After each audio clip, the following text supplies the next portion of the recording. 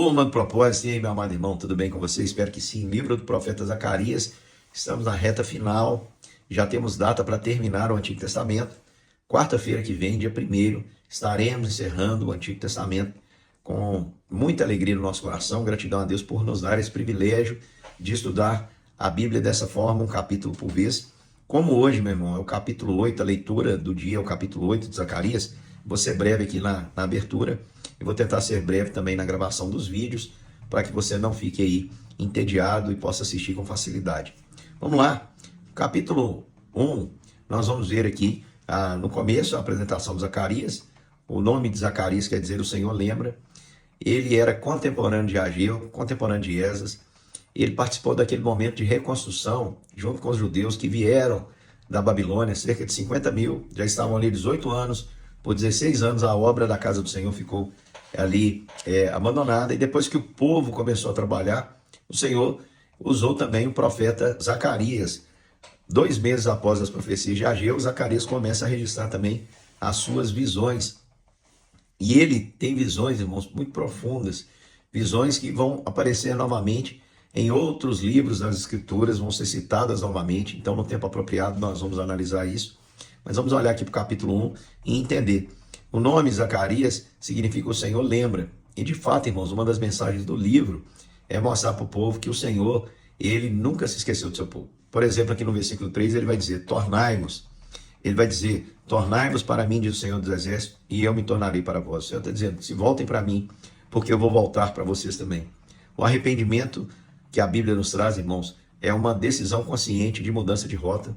Não é apenas um remorso emocional, não é aquela convicção de que eu preciso mudar, é fato.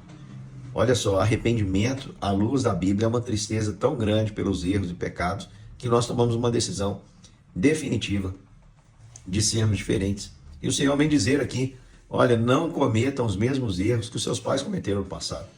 Porque eu quis lhes falar o coração e eles não deram ouvidos. E onde estão os seus pais e os profetas? Os pais morreram, os profetas que chamaram o povo de volta às Escrituras também passaram, mas algo não passou, meu irmão, a promessa de Deus, a sua aliança. Aí alguém pode dizer assim, mas espera aí, se Deus não esqueceu o povo, por que Deus permitiu que o povo fosse levado para cativeiro por 70 anos? Aí o Senhor dá uma visão a Zacarias, e é uma visão de homens montando a cavalo. Na verdade, um fica claro para nós que é o anjo do Senhor, os outros também são anjos. No versículo 8 ele diz, olhei de noite e vi um homem montado num cavalo vermelho, e atrás dele havia cavalos vermelhos, baios e brancos. O cavalo vermelho, irmãos, que é o líder que aparece entre esses, é o anjo do Senhor.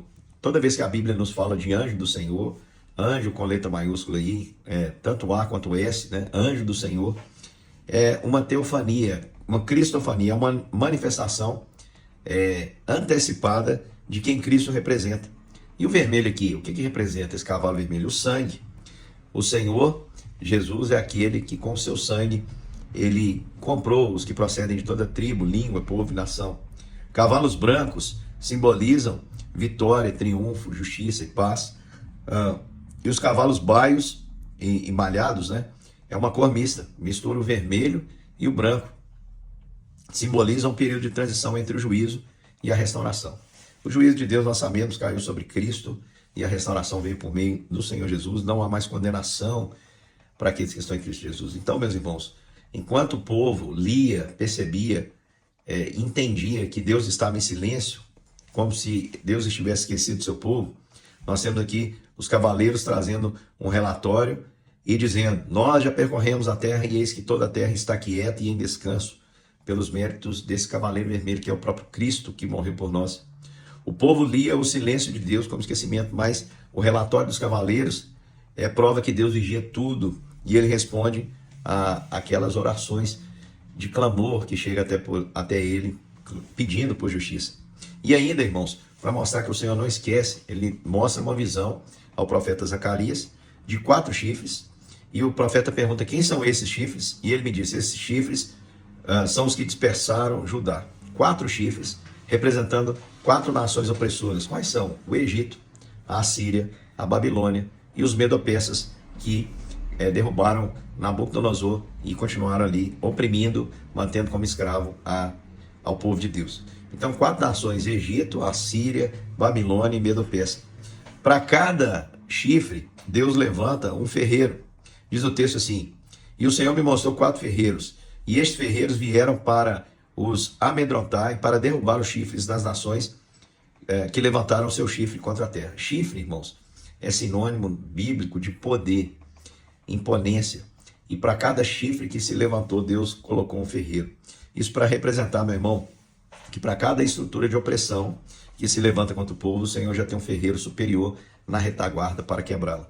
Sabe o chifre dos homens que se levantam aí hoje? Os homens, né, que representam esse poder da nossa nação no mundo, com arrogância, com blasfêmia, como se fosse o próprio Deus. Deus já tem um ferreiro para quebrá-lo, para derrubá-lo. Essa palavra, irmãos, tem que trazer ao meu coração e ao seu consolo. Então hoje eu quero deixar essa palavra para você que você possa aplicar ao seu coração. Torne-se para o Senhor e Ele vai se tornar, Ele vai se voltar para você. Volte-se para o Senhor, Ele vai se voltar para você.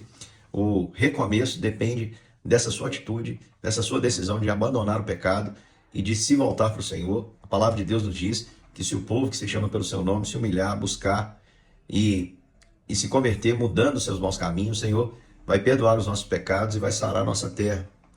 Confie, meu irmão, que Deus, Ele está cuidando, mesmo quando Ele está em silêncio. Se você estiver passando por uma luta, que você ora, não recebe de Deus uma resposta, não entenda esse silêncio de Deus como uma omissão.